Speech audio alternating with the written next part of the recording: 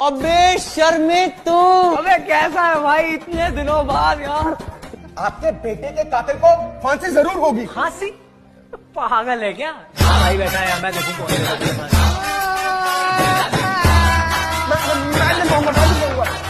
Sir इस फिल्मी कहानी को मैं 2 सेकंड में खत्म कर देता हूं।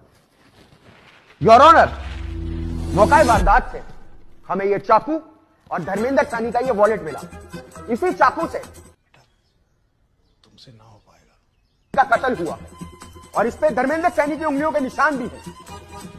इससे साफ साबित होता है मिलॉर्ड कि यादव जी ने कोर्ट में जो कहानी सुनाई, जो सबूत पेश किए, वो सरासर झूठे हैं।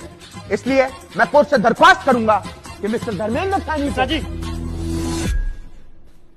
हाँ मिश्रा जी, हाँ मिश्रा जी लाओ वो फिंगरप्रिंट। क्या दिखा रहे थे? किसके फिंगरप्रिंट है? नहीं कुछ है ही नहीं जनाब। क्या बढ़िया था गुरु।